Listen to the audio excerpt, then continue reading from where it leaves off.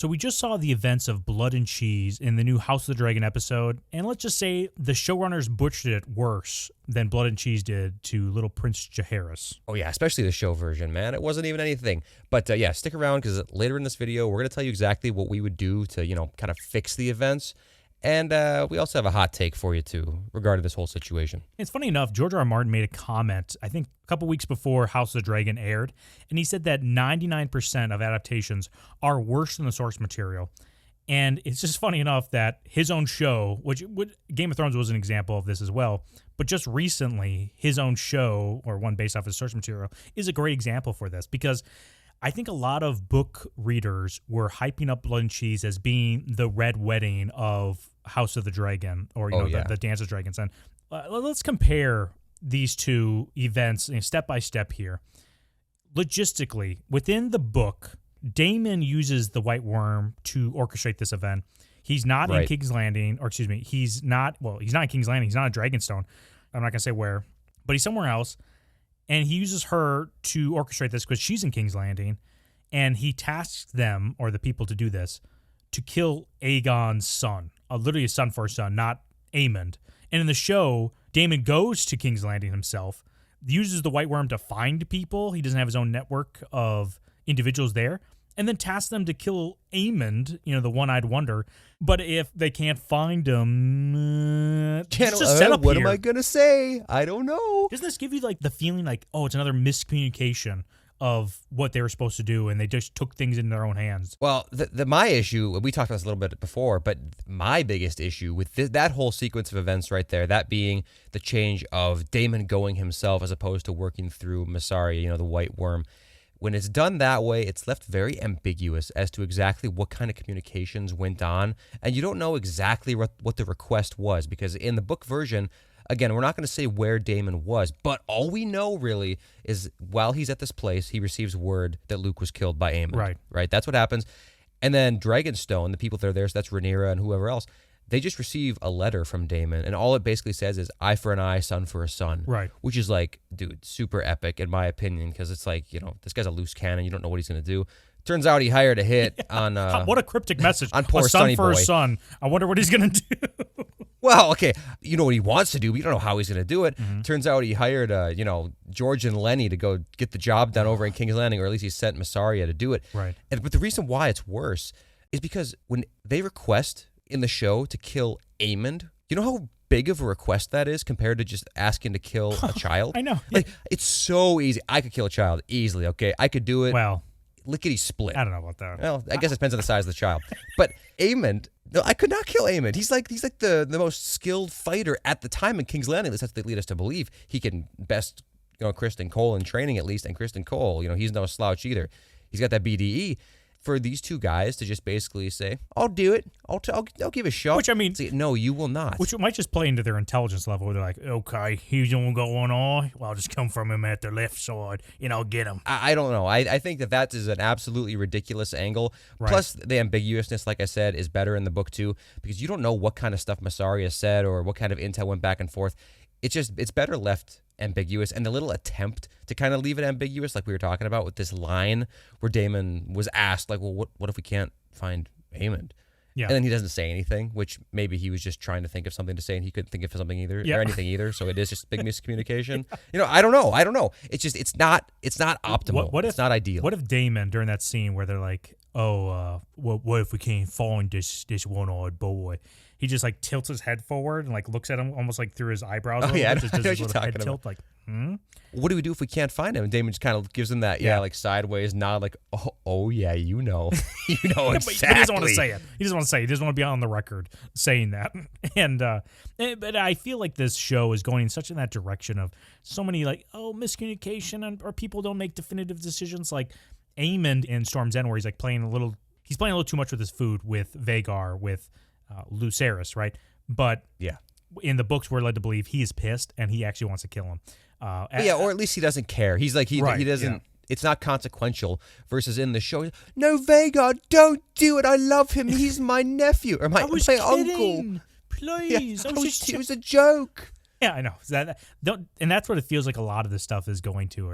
And the same with Alicent. I think we've talked about this before, where somehow she just misread Viserys' last statement to her that he actually wants Aegon to sit on the throne. Another miscommunication, but in the book it's explicit that Alicent wants her son always to be sitting on the throne. No ifs, ands, or buts. I want Aegon to sit on my face after this last episode, though. Oh, dude. Well, we'll get into that. But let's talk about Blood and Cheese themselves.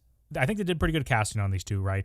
But in the books, Blood is no longer part of the City Watch, the Gold Cloaks. In this, he is still part of it. It makes no sense that he's still part of the Gold Cloaks, but he hates the High Towers. It makes more sense in the book where he's no longer part of the City Watch, and it's because he beat a whore to death. Because I forgot what the reason why. I don't know if they explicitly say it why. He's brutalized. But at least we know his power level at this point, right? Like at least is greater than a common whore. Right, yes, right. yeah, very high, very high. Right. And I don't think that change necessarily is that big of a deal, but it plays into there's just a certain aspect of stereotypes and archetypes of characters that I really like. And the idea of this guy being an ex-authority figure who's now a butcher. Yeah. Something about that is just very appealing to me. And the way they just didn't have that in the show, I don't know. It seemed kind of like when Daemon called them over, to the gate or whatever, I did not know that he was going to be Blood at that time until I heard, "Oh, Commander, you've returned." It's like this deep, deep voice. Perfect this voice. Guy's probably going to be Blood. It was an absolutely perfect voice. You couldn't have asked for a more perfect voice. The physical appearance left a little bit to be desired, I think. He wasn't as jacked as I wanted him to be, but he is still a big, imposing guy, and the voice was perfect. I still didn't know he was going to be Blood, and it kind of felt like, to me, there's one step missing at that point, because I'd already built it up in my head. Maybe that's my fault. I thought he was going to talk to this guy, and then through this guy, he was going to end up meeting the people that, Mysaria was talking about, but yeah, whatever, I guess not. Yeah, I think if he was the size of the Hound, not the Mountain, but just the Hound level, and that same kind of bulk, that age as well as the one we see in House of the Dragon, that age of blood in there, that would have been perfect for me, or at least really good. Ideally, I'd like the cartoony version of this huge, bulking, like Bane-esque from the comics character, and then you have this Scarecrow-esque cheese next to him who, I want him kind of like lurking over a little bit. Yeah, he was fine. It's like more realistic adaptation, I think, of cheese. But I didn't really had nothing wrong with the show version other than the fact that he kicked a dog, and so many dog lovers out there. I was like, please, no, don't kick the dog. It's funny how people are more up in arms about the dog kick than they are about a kid getting his head cut off. It just shows you the state of humanity at this point. Oh, dude, listen, honestly, he saved that dog. That dog ran off right then, and then if they brought that dog upstairs, the dog's definitely getting caught. I don't know if they'd kill the dog. I don't know why they would. But, that dog would definitely get caught. So maybe he saved him, maybe he didn't. Listen, before we move on, one thing I will say that is a commonality between the book and the series, at least if you include what Mushroom says, like specifically his little, BS, when they traverse the castle, which is what they do right after this, for some reason, Cheese knows these caverns better than the shape of his own dick. He says that. He knows it better than the shape of his own dick. And, at first, I thought to myself, that is very impressive, because how could you possibly know an architectural structure, especially something this complicated, better than something on your own body? But then it got thinking a little bit here, and I can easily remember exactly where I dropped off a buddy of mine in high school at this girl's house that he was going to smash one time and never talk to again. I remember this happening. And I could take you there right now. I could literally take you there right now. I was only there one time, and I was there for 2 seconds. But I also could not describe to you in any way the shape of my penis. I just couldn't. I couldn't describe you. I mean, other than very generally speaking, out of 100, I could narrow it down to the top 10. Right. And I think we said this on our live stream, so go ahead. If you guys don't, we cover this House of the Dragon every Monday after it airs, 7:30 Central Standard Time on our channel. But on there, I also said, I don't know if I could pick mine out of a lineup. If there's stuff close enough, I could definitely eliminate some of them, but I don't know if I could say, that one's it right there. That one's it. Yeah. And also, why wouldn't he say the back of his hand? Is he just not seeing his hand, back of his hand as often as his penis? Is that the case? Unless he studies it. If he studies it super intensely, I guess. And listen, to be fair, he might. This is a common folk. It's not 21st century. They don't have technology. Maybe there's nothing better to do than to study parts of their body. True. And again, though, that's kind of more of a... Wait, no, it's not more of a flex. Never mind. I was going to say it's more of a flex to know something better than the shape of your penis in the back of your hand, but no, it's the exact opposite of what we're saying. So no, either way, I've arrived at that this is not an impressive feat whatsoever. I'm not convinced he knows much about this place at all after his comment. Yeah, and if anything, Cheese just proves to us that he's a coomer, and he'd probably be subscribing to Alicent's OnlyFans if he had the chance. So let's go into the entry of it. So after they get their task, they go into the Red Keep. And in the books, they go through Maegor's tunnels. And in the lore of A Song of Ice and Fire, the Red Keep is like Maegor's holdfast, right? It's this area that he creates within King's Landing. And then he gets all the architects together, or the people that built it. He has this cool dinner for them, and he ends up killing all of them that way. He only knows the secret paths to all of it, right? Yep. But we know Rhaenyra and Daemon within House of the Dragon, or at least Daemon knows a lot of the secret paths after growing up there. And Rhaenyra now knows at least a couple of them. So we know the there's one that leads from her room to outside, Right, yeah. So we know there's secret paths within the keep, and I thought that definitely was a setup from season 1. And in the books, they go through they don't go through the Red Keep. They go to I think the Red Keep and the Tower of the Hand are two separate places. I'm trying to remember the location of it, but they do go to the Tower of the Hand. That's where Alicent's at, and they go in there when Alicent's there alone because they know Helaena and her kids are going to come in there. They gag Alicent, they kill her bedmaid, and then they wait for Helaena. And once Helaena gets there, they then kill Helena's guards that bring her there. In the show, they just walk in the open, dude. There's no guards. They kind of are just free to walk wherever they want, and then they just somehow stumble upon Helena's room. Well, right. That's exactly it. They, for some reason, instead of Maegor's holdfast navigating through the entire castle, it only navigates them, basically gives them a hidden entrance to the throne room. That's it. They literally go to the throne room in possibly a sneaky way. I'm not even convinced of that because they went and made sure that they showed us that Cheese was a actual employee of the crown here. So it just kind of seems like he was showing up for work and had to cover up blood as some kind of, an assistant of his or whatever. That was the only possible issue. So they go up and they go through, and then it's a big debate. Well, how do we get upstairs? He doesn't even know how to get upstairs to the rooms, specifically where we... It's unbelievable. How does he not know? He doesn't even know this little bit of information. See, this is the part where I really wanted, the Lenny and George, the Vegeta and Nappa, except Nappa got hit on the head, a few times. Right. Cheese, I'm so scared. It's dark in here. Cheese. Boss, shut your mouth before somebody hears us. Sorry, boss. I hate rats. I'm scared of rats. That's what I want. Yeah. Big, bumbling idiot. And the killing of the guards, stuff like that too.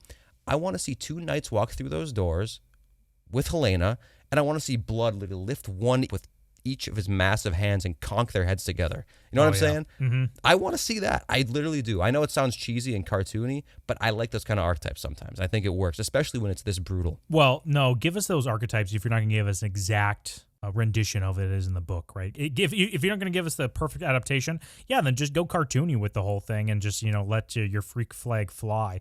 But in this, they try to really split the baby, and I think we'll go more into it after we kind of go through each one of these points, the reasons why we can maybe justify why HBO didn't decide to go this direction and really try to, really pin down the exact reasons why. And I don't think we will, but at least maybe we can just talk it through. And I'd like to hear what people in the comments, what they have to say about this, because what kind of reasoning can we get through this? So the entry doesn't make sense how they get there. Or maybe it's not as believable. That's the biggest thing. Because where are the guards? I understand half the King's Guard is gone because they go to, some of them are with Rhaenyra at this point. Yeah, right. But you telling me they don't supplement those guards with either City Watch or their own personal Hightower soldiers? They're clearly here, these Hightower soldiers. We see the Lannisters bring in their supplementary force throughout the Red Keep in Game of Thrones. You can definitely bring them in. So it just doesn't make sense why Helaena doesn't have anybody, or they're not just patrolling guards throughout the whole thing. And Aegon is no right one there. Yeah, there's no one. There's no one. And also, too, it's funny, when they do end up going upstairs, they end up in that same room where we just saw, in the previous scene, maybe 2 scenes ago, we just saw Aemond and Criston Cole and Otto. The Criston Cole and Aemond were planning the battle, the upcoming battles, and Otto comes in just to kind of talk to Aemond about, being a little rascal. Now, though... Yeah. All the lights are off. There's no one to be found. Maybe they went to bed, I guess, but it just seems so strange. The timing of this stuff is so odd. And the traversing from that room over to Helena's room, she's the only one on this whole floor. I assume this is the royal floor, right? Where all the bedrooms are. Mm-hmm. And I also feel they only tried that one room. The first room that they went into was Helena's room. That tells me maybe Aemon's room is right down the hall, and he's the target anyway. Why? I thought they got into strange. Aemon's room first because he's picking up the coins that they're using to plan their battle with. Okay, yeah, but I don't know if that. Right. I agree with you. I just wasn't sure if that's Aemon's room or if that's just some common room that they were. Oh yeah, I don't know. I don't know. But you're right. Aemond was in that exact room. Right, yeah. So they eventually go to Helena's room. But if everything was this different, from Blood and Cheese, this event, up to this point, and then the rest of it followed the book, I don't think I would have that big of an issue. I think I'd have nitpicks, right? But the choice here that Helena's given, this is the biggest, most blatant departure, and I think it's what makes it so less impactful. So in the books, there are 3 children that Helaena and Aegon have: Maelor, Jaehaerys, and Jaehaera. Jaehaerys and Jaehaera are in House of the Dragon. They're twins, and Maelor is the youngest boy. So there's 2 sons. Yeah. And He's in like the book, 2 or 3. He's a toddler. Right. Yeah. In the books, Blood and Cheese have both sons, Maelor and Jaehaerys, and they give Helaena a choice. Hey, you have to pick which one of these sons we got to kill. Son first son. We're tasked to come up here and kill one of your boys. And she refuses. As she tries to refuse, she's like, "Just kill me. I'm not gonna choose." Cheese then says, "Hey, look out! Oh, blood might grape your daughter." And it's like, damn, dude, they're threatening to literally be a PDF file on this on this girl. This is horrific. This is disgusting. And then Helaena chooses Maelor because she thinks that maybe he won't understand the impact of this event. Yeah, dude, base decision, honestly. Plus, also, bear in mind, too, he's also not the heir. So it also does work out really well in general. Like, Jaehaerys is the heir. It's less of a blow on the crown, Like, from several angles.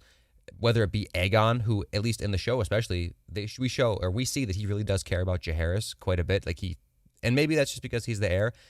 But also, to the common folk, too, if you found out that one of the royals died, would you rather the heir die? Like, would that give you more or less security than hearing like the heir's younger brother? You know what I'm saying? Right. Like, yeah, the heir and the spare. Would you rather the heir die or the spare die? You as a common folk, which one of those is going to give you a greater peace of mind? Like, if I'm a common folk, I'm probably making some merch like King Jaehaerys II, right?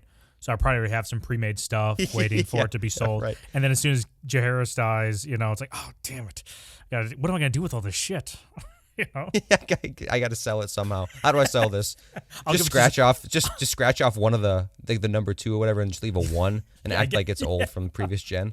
Or it's like official. Or like what they do with like Super Bowl T-shirts for the other team that they printed off already. Just give it to some like third world country, so they're just gonna go over to Essos, some nasty place in Essos, and drop off their T-shirts there. I guess. Maybe. We love Jaehaerys II. It's like fucking foreigners.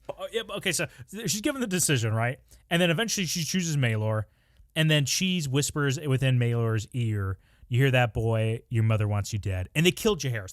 That is so awesome. Like, you're like, oh, this is like the worst. Like, the son now has to live if he can comprehend it, which, we don't get his point of view at all, whether he's like, "Mommy wants my dad," but isn't that way more impactful? And this one, like, she's confused. She doesn't know what's going on. She tries to bribe them at some point, and it only takes like 5 seconds after, like, "No, listen, tell us which one's the boy." And she points it out. And it's also dumb because, like, Blood and Cheese, if you don't know which one's the boy between between Jaehaera and Jaehaerys, there's a quick way to learn. And, we know Cheese has been looking at his member nonstop to know, like, the shape of it.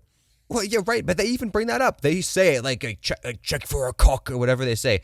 They actually bring that up. But then 2 seconds, and I'm like, literally 2 seconds later, time it, start the clock, stop the clock. They're suddenly confused. They forgot about that idea, and they're like, we have no choice. We have to interrogate the mother. She's the only way we can figure out which one is which. And they do. They wait, and they even deliberate back and forth. Like, she answers, and he's like, okay, no, that can't be right. That can't be right. She would never tell us which one we actually want to kill. Right. And then Cheese looks at her for a few seconds like, no, she's telling the truth. Kill that one. Like, you're not going to check? You're not going to? Or how about this, too? Just for safety, these guys obviously they're kind of shameless. I know. Why not just kill both? If you're so unsure, why does it only have to be one? Just kill both. Kill all 3. Yeah, like, if it's that big of a concern. I thought the same thing. Why not kill them both? Like, who cares? Is Daemon only going to pay for one of them? If you come with 2 heads, like, who cares, right? He's not like, if you come with 1, you get full price. You come with 2, half price. It's like, what? No, that doesn't make sense. Yeah, just kill them both. They're just stab them both. You don't need to cut off both their heads. Stab them both. Look at their privates. Cut off the head of the son.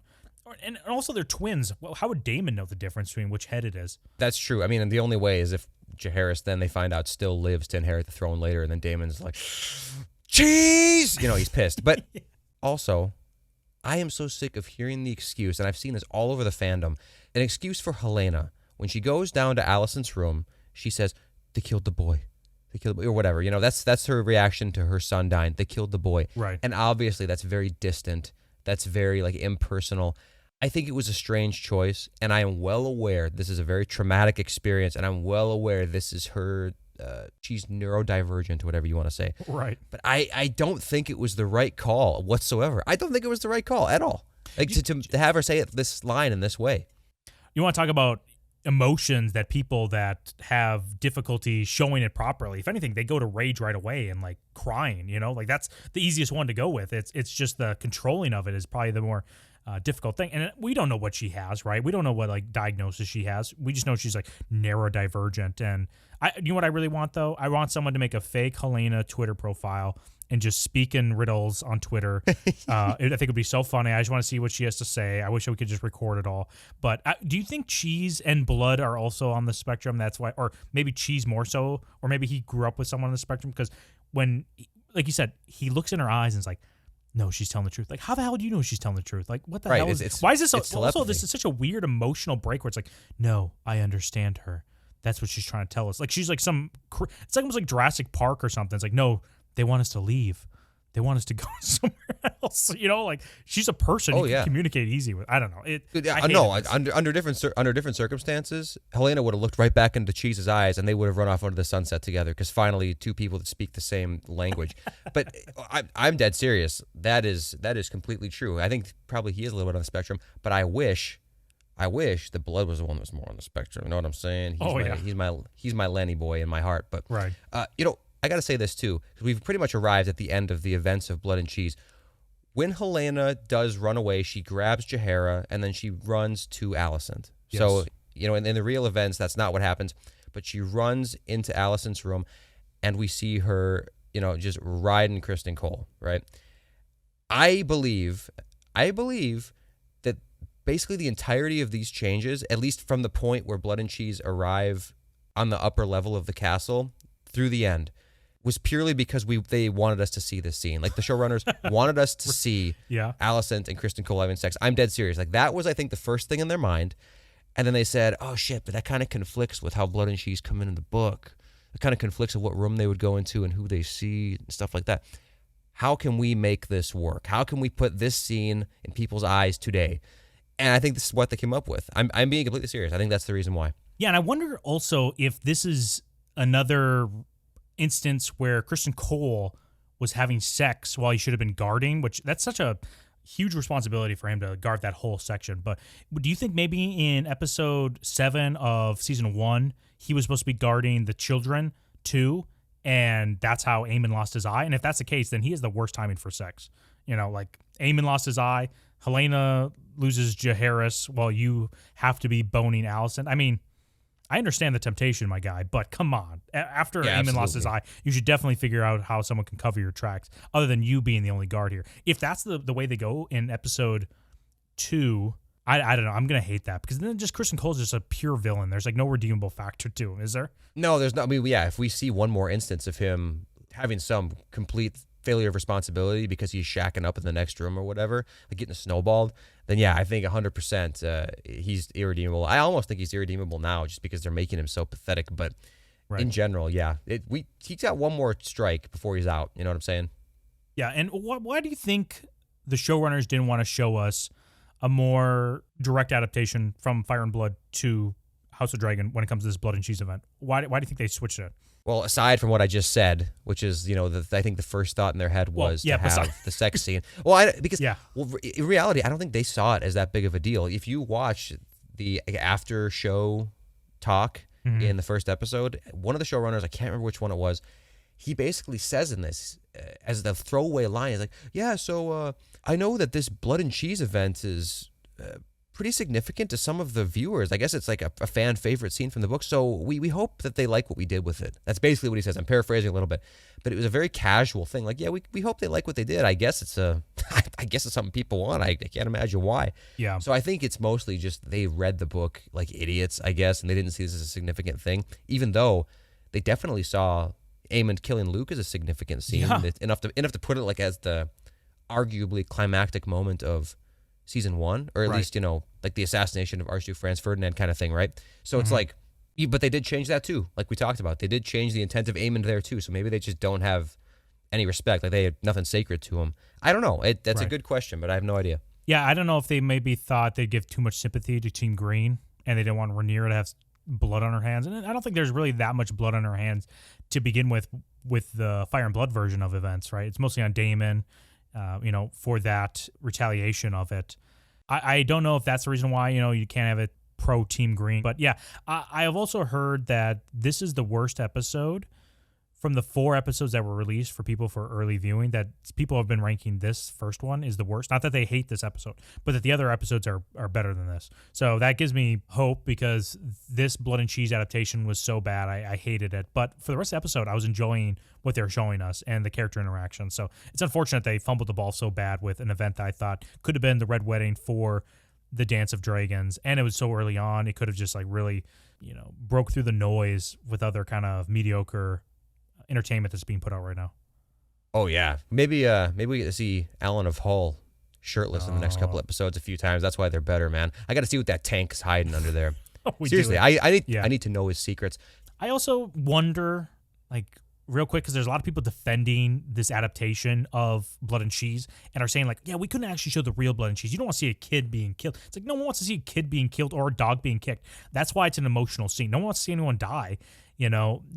Hey guys, just let everybody know, a real kid isn't dying in the shooting of this series. It's make believe. You can show that. Oh yeah, it's not real. Yeah, when they slit someone's throat, it's not real. When they stab Talisa's stomach in the Red Wedding, it's not real. But I love to see the people that are defending this adaptation saying you can't show that, but also would defend Netflix's release of Cuties, the actual exploitation of children versus a fictional CGI rendition of it. Come on. I would love to see those people. If you know those people, comment their names down below and we'll block them from the channel. Right, exactly. But you know what? See, that's the thing. You don't even need to show the actual killing in order to make it even more impactful or even accurate to the book. So real quick, let's just talk about what we would do to make this a little bit better, or fix it, I guess, a fix. It won't minimal make it exact. Changes. Minimal changes. Yeah, minimal changes. I'll tell you what I would do. I would have Blood and Cheese actually go through some tunnels like we were talking about, navigate Maegor's Holdfast better. And yeah, that probably means skipping the scene where they walk through the throne room, which is a funny scene, by the way. I really like seeing Aegon use the throne room how it's supposed to be used. No joke. Yeah. But yeah, we could bypass that for a minute and just sneak up. And guess what? Just make a tunnel that leads right into Helena's room. That's it's not a huge deal for me. If they go into Helena's room, it kind of conveys the same issue as in the book. They enter essentially the wrong room, right? They enter the wrong room or whatever. But in here, it's Helaena, it's the kids, and they're not sleeping. They're standing up because that's a visual we get in the book. It's such a minor change. Right. Obviously, I would prefer if Maelor is there, and if he is there, give her the choice again of which kid. The thing I was going to say about the actual showing of the killing, though, is you could have Blood holding an axe, and you could show him swing. Yeah. Surprisingly. And it's going to take Helaena off guard no matter what, especially if she gets the choice between Maelor and whatever. You could even have him whisper the exact same line. Yeah. And then just have the camera cut right as it's about to hit his neck. And then you just hear the shing sound. And maybe we get one of those ambiguous shots of a head hitting the ground and a body hitting the ground. Yeah. Maybe it's out of focus in the background, something like that. It accomplishes the exact same effect, and it's way more accurate to the book. I would heavily prefer the choice of Maelor or Jaehaerys, but I don't know. For some reason, they're really against that. I don't know what the showrunners really think about the audience. If they really think they're that stupid that they wouldn't understand that there's 3 children by Aegon at this point. Is it that unreasonable? I mean, Rhaenyra at this point has 2 extra kids, and I'm not going to go... I don't want to spoil anything, but, she has her children, right?